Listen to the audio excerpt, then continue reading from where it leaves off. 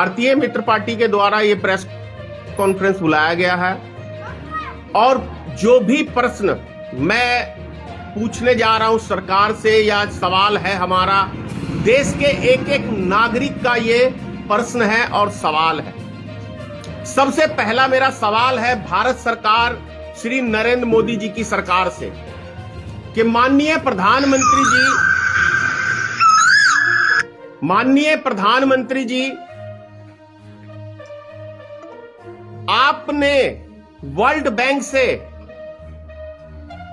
लगभग 100 लाख करोड़ रुपया आपने कर्जा लिया है। वो पैसा किसके लिए लिया है और वो पैसा कहां खर्च किया है? जो 70 सालों में, ये 65 सालों 66 सालों में भारत सरकार ने जितना कर्जा लिया, ठीक उससे चौगुना कर्जा आपने सिर्फ 8 सालों में लिया है। तो ये इतना सारा कर्जा कहां पे आपने खर्च किया, किस माध्यम में खर्च किया, किस उद्योगपति को आपने दिया? ये भारतीय मित्र पार्टी का सवाल है और आपसे जवाब पार्टी भी हमारी चाहती है और मैं समझता हूं पूरे देश के एक एक नागरिक जानना चाहते हैं कि आप तो आए थे देश को विश्व गुरु बनाने, लेकिन आपके नेतृत्व में ये देश एक गड्ढे में जाके फंस गया है, ऐसे दलदल में कि आने वाले 50-100 वर्षों में भी उभरने में बहुत टाइम लगेगा भारत देश को। दूसरा प्रश्न कि अडानी जी का जो भी घोटाला सामने आया है, एक हफ्ते के अंदर 15 लाख करोड़ रुपया वो घाटे में चले गए हैं और जो निवेशक हैं भारत के, जैसे LIC ने उनको कर्जा दिया, स्टेट बैंक ने दिया, PNB ने दिया और भारत की तमाम बैंकों ने जो कर्जा दिया, वो किसके आदेश पे अडानी को कर्जा दिया गया? और अडानी आपके चहीते मित्र है जिसको आपने पूरा देश दे दिया। 10 लाख करोड़ रुपया अडानी का आपने माफ किया, फिर 2.5 लाख करोड़ रुपया आपने उसको कर्जा दिया और उसके बाद ये घोटाले का खुलासा होता है विदेश से और 15 लाख करोड़ रुपया अडानी जी नीचे चले आते हैं। नंबर 2 के उद्योगपति 27वें स्थान पे एक हफ्ते में चले गए। इसके ऊपर भारतीय जनता पार्टी की सरकार, श्री नरेंद्र मोदी की सरकार एक लफ्ज तक अभी तक नहीं बोल पाई है। ऐसा क्यों? प्रश्न है कि आप राष्ट्र के साथ हैं श्री नरेंद्र मोदी जी या अडानी जी के साथ हैं? ये स्पष्टीकरण देश की जनता को आपको बताना पड़ेगा कि आप राष्ट्र के साथ हैं, आप राष्ट्र के साथ खड़े हैं या अडानी के साथ खड़े हैं? ये हमारा सबसे बड़ा प्रश्न है। और किसी पत्रकार बंधु को यदि कोई क्वेश्चन हो तो पूछ सकते हैं। एक सवाल है कि आपने कहा कि कर्ज ले करके डुबा दिया, घाटे में चला गया, उससे आम जनता को क्या प्रभाव पड़ रहा है? भाई आम जनता के ऊपर ही तो ये कर्जा लादा गया। किससे सरकार पैसा चूसती है? आप देखिए कि मोदी सरकार के आने से, मोदी सरकार ने आपके, जब गर्म में आप हैं तो आपको टैक्स लगा दिया है, जैसे ही बिस्तर पे आएंगे तो आपको GST देना पड़ेगा। आप शमशान घाट में जाएंगे तो वहां GST आपको देना पड़ेगा। तो ऐसा कोई विभाग, ऐसा कोई संस्था नहीं बचा हुआ है जिसके ऊपर GST का कर नहीं लादा गया है। और भारत सरकार का खजाना खाली है, वर्ल्ड बैंक का कर्जा बेतहाशा बढ़ गया। तो प्रश्न है कि आखिर इतना कर्ज लेने के बाद, देश की जनता से इतना टैक्स लेने के बाद, हर वस्तु के ऊपर, कपड़े पे पहले टैक्स नहीं लगता था, कपड़े के ऊपर 5% GST लगता है। तो इसके अंदर हर चीज के ऊपर यदि देश की जनता अपने खून पसीने की कमाई से टैक्स दे रही है तो ये पैसा गया कहां? क्या अडानी की झोली में आपने उसको नंबर 1 उद्योगपति बनाने के लिए डाल दिया सारा पैसा? यानी आपने देश को अपने एक मित्र की खातिर भेंट चढ़ा दिया, यानी कि कंगाल कर दिया। अगर आज LIC डूबती है तो LIC में पैसा पूरे देश के नागरिक का लगा हुआ है। आज स्टेट बैंक यदि डूबता है तो पूरे देश का पैसा लगा हुआ है। आप कह रहे हैं कि कैसा सवाल पूछ रहे हैं? मेरा सीधा सा प्रश्न अब भी है कि आखिर मोदी जी आप राष्ट्र के साथ खड़े हैं या अडानी के साथ खड़े हैं या मुकेश अंबानी के साथ खड़े हैं? आपको यह स्पष्टीकरण करना पड़ेगा। सर, आपने एक बात कहा कि एक तरफ बैंक से लोन ले लिया गया, टैक्स आया, एक तरफ सरकार इस बात को प्रेजेंट कर रही है कि देश में इंफ्रास्ट्रक्चर लेवल पर बहुत विकास हो रहा है। हाईवे की बात करें, ट्रेन की बात करें, हवाई जहाज, बहुत सारे सर्विसेज सेक्टर में। तो एक तरफ तो सरकार का ये कहना है कि अगर हम 5वें अर्थव्यवस्था विश्व के हो रहे हैं तो यही तो दर्शाता है सर उस चीज को कि इंडिया ग्रो कर रही है। फिर आप इसको कैसे देखते हैं? एक बात बताइए, यहां से हम पटना जाते हैं, आप कितने जगह टोल टैक्स देते हैं? मुजफ्फरपुर में आप टोल टैक्स देते हैं, हाजीपुर में आप टोल टैक्स देते हैं। हम गाड़ी निकालने जाते हैं, उसके ऊपर सरकार पहले रोड टैक्स ले लेती है, उसके बाद यदि हम 4 चक्का लेके रोड के ऊपर चलते हैं तो हम टोल टैक्स देते हैं। तो भारत सरकार किस चीज का एहसान दिखा रही है, किसको गुमराह कर रही है? आप बताएं, किसको गुमराह कर रही है? देश की जनता को सिर्फ मूर्ख बनाने का मोदी सरकार ने 2013 से लेके अभी तक 2023 चल रहा है। सिर्फ और सिर्फ मोदी सरकार ने गुमराह करने के अलावा भारत की जनता को और कुछ भी नहीं दिया है। आप याद करिए, मोदी जी आने वाले हैं, अच्छे दिन आने वाले हैं। क्या ये अच्छे दिन हैं? तो मेरे बुरे दिन अच्छे थे। अगर ये मोदी जी इसको अच्छे दिन कहते हैं तो मैं कहता हूं और देश की जनता कहती है कि वो पुराने बुरे दिन अच्छे थे।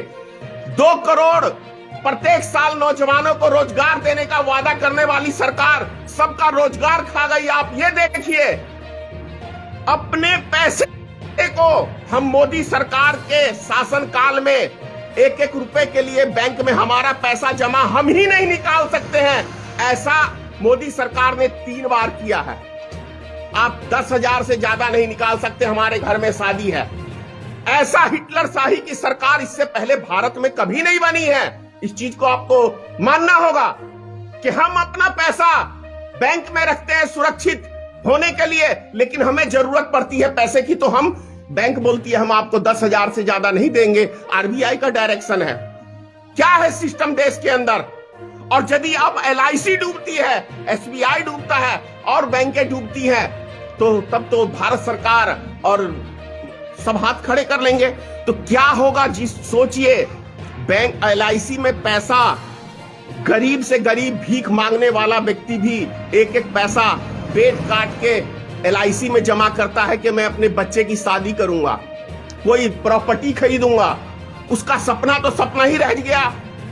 तो इसीलिए मैंने कहा है कि मोदी जी बताएं, आप राष्ट्र के साथ खड़े हैं, देश की नागरिक के साथ खड़े हैं या अडानी के साथ खड़े हैं? सर, एक सवाल आज ही के अखबार में दिया है कि हर एक देश के प्रधानमंत्री को 35%, तो इन्हीं को 45-40, लेकिन हमारे देश के जो प्रधानमंत्री है मोदी जी, उनको 78% मिला है अच्छे प्रधानमंत्री का। आज ही का किसने दिया है? किसने दिया है? पेपर में लाओ ना यार। मैं प्रधानमंत्री का दावेदार अभी छपवा देता हूं, 5 लाख रुपए पेपर में देता हूं, वो छाप देगा। क्या बात कर रहे हैं आप? क्या छपवाना है? विज्ञापन ही है ना। विज्ञापन में आप पैसा देते हैं तो छापता है, और यदि ऐसा कोई अखबार नहीं छापेगा अभी तो पता चलेगा अगले दिन सरकारी विज्ञापन आना उस पेपर का बंद हो गया। बात समझ गए आप? अडानी ने एक NDTV बचा हुआ था, उसको खरीद लिया। अडानी सोचा और भारत सरकार सोची कि अब तो ये पूरा देश हमारे मुट्ठी के अंदर है। लेकिन देश में, अपने देश में नहीं, विदेश के तो ईमानदार पत्रकार ने सारी पोल पट्टी खोल दी। और जो ताश की महल तैयार किया था अडानी ने, 1 हफ्ते में ढह गया पूरा का पूरा।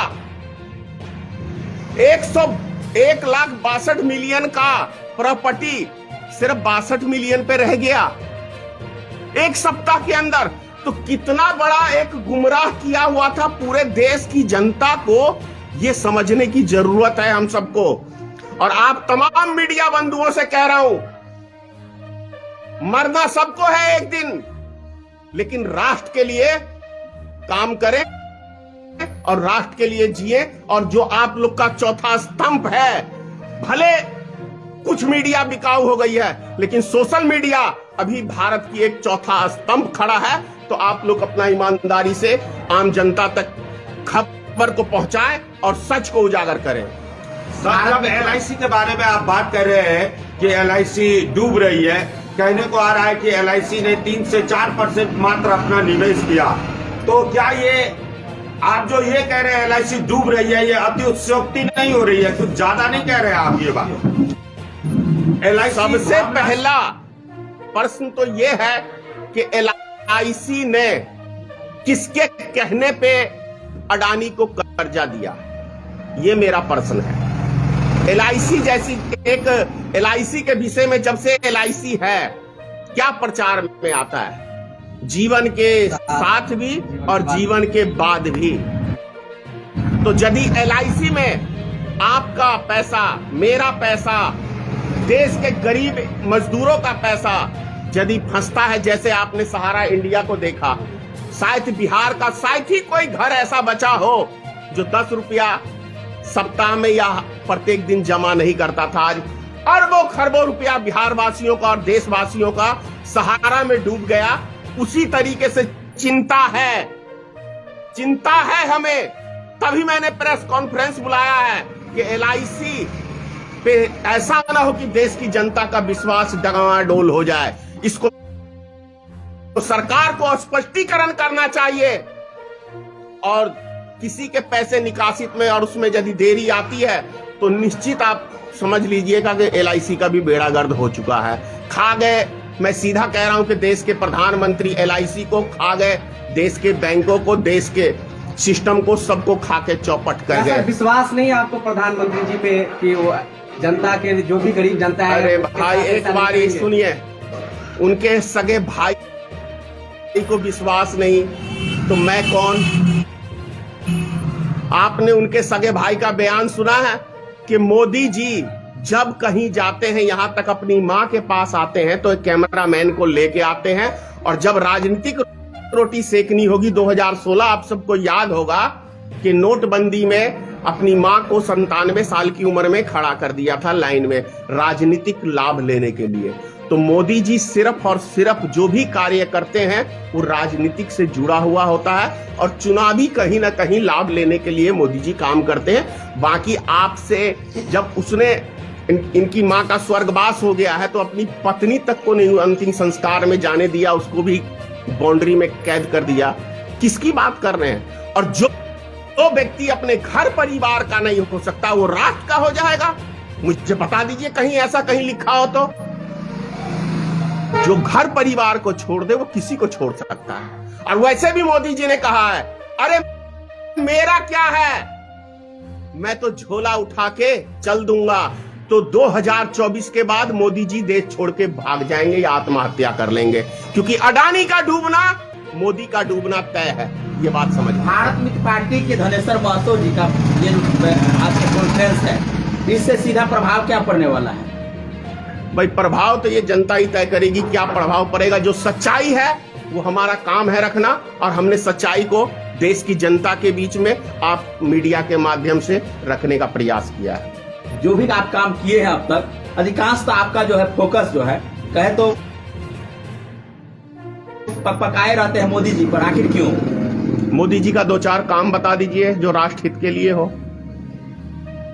आपने मेरे से प्रश्न पूछा तो मैं भी आपसे प्रश्न पूछ रहा हूं। चलिए 2-4 छोड़िए, एक काम मोदी जी का मुझे गिनवा दीजिए कि राष्ट्र के लिए मोदी जी ने यह काम किया है। लगातार कहते आ रहे हैं कि अच्छे दिन ला दिए हैं, सड़क। अरे मैं अपने, सुनिए ना, मैं कहूंगा यार मैं तो स्वर्ग में जी रहा हूं, पूरी दुनिया स्वर्ग में जी रही है, तो मेरे कहने से हो जाएगा कि आम जनता के कहने से होगा? आम जनता की राय आप लोग दीजिए, मेरी राय छोड़िए। कि आम आम जनता जनता को तो खाना पीना के लिए मोदी जी व्यवस्थाएं करिए दिए हैं। 5 क्या किलो पता? अनाज, हाँ, तो लगता नहीं क्या उससे हो जाएगा? 410 रुपए का सिलेंडर 1200 रुपए में दे रहे हैं। कितना खा रहे हैं मोदी जी? कितना खा रहे हैं? 200 रुपए का अनाज और 800 रुपए, फिर भी एक ही चीज में ठोक दिया। ये सब चीजें मुझे मत सिखाइए। आगे कोई क्वेश्चन? मोदी जी तैयारी कर रहे हैं 2024 के लोकसभा चुनाव का, जोर शोर से तैयारी कर रहे हैं। अरे भाई, मोदी जी कब चुनाव की तैयारी में नहीं लग जाते हैं? ये चुनाव खत्म होता है तो दूसरे की तैयारी में लग जाते हैं। मोदी जी ने आज तक 3 ही काम किया है। सबसे पहले पंचवर्षीय में पूरी दुनिया घूमी, दूसरे पंचवर्षीय में चुनावी जुमला, कोरोना वायरस लाए, घर में पैक रहो। अब क्या लाने वाले हैं? हाँ, अब क्या लाने वाले हैं? अब दिनेश शर्मा तो बहुत पहले ही जान जाते हैं। लगता है कि देश का जो रुख है, जो चुनावी 2024 में होने वाली है, उसको भाप लेते हैं। तो अरे लगता क्या है? राम मंदिर 2024 में आपको अमित शाह का बयान नहीं सुना आपने कि हम 2024 जनवरी के अंदर जो है राम मंदिर चालू कर देंगे? हो गया ना मुद्दा। पब्लिक को क्या चाहिए यहाँ? वही पेट भरेगा, वो पेट नहीं भरेगा। पेट भरने के लिए हमें अनाज की जरूरत पड़ती है। अनाज का व्यवस्था तो करिए दिए हैं। कहाँ से? सरकार व्यवस्था करने पास कहाँ से? सरकारी राशन दे रहे हैं। क्या अभी गेहूं मिल रहा है? गेहूं मिल रहा है? सुन रहे हैं आपका जनता बात? अरे मेरा बात तो सुन नहीं रहा, तब ना मिलियन में ऐसे ही वीडियो जाता है, ऐसे ही जाता है, नहीं सुनता है तो। उसका प्रभाव चुनाव पर नहीं पड़ रहा है। सर, क्या ये समझा जाए कि भारतीय मित्र पार्टी भी मैदान में आ रही है, आप भी अपनी उम्मीदवारी को डाल रहे हो इस प्रेस कॉन्फ्रेंस के द्वारा? देखिए, मेरा लक्ष्य चुनावी मुद्दा नहीं है। मेरा लक्ष्य सिर्फ और सिर्फ रोजगार है, और मैं रोजगार के ऊपर मधुबनी में काम कर रहा हूं। मेरा एक ही लक्ष्य है कि मधुबनी से पलायन रुके। चुनाव जब आएगा तब उसके ऊपर टिप्पा टिप्पणी करेंगे। अभी चुनावी मौसम नहीं है। अभी मौसम है कि 15 लाख करोड़ रुपया अडानी जी के डूब गए, और जिसमें 5 लाख करोड़ रुपया भारत के नागरिकों का है। वो पैसा रिकवरी कैसे कराएगी सरकार, ये मुद्दा है, और इस मुद्दे के ऊपर बहस होनी चाहिए। धन्यवाद।